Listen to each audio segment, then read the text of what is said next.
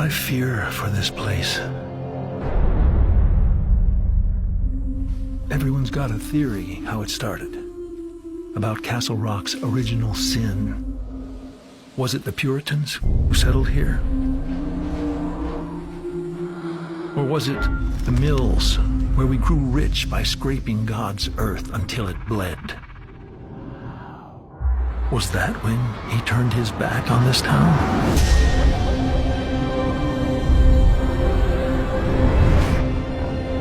Whenever it began, whoever's sin we're paying for, we're trapped in a cycle that stretches back centuries.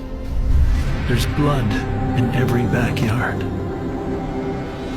inside every house. People say it wasn't me, it was this place. And the thing is, they're right.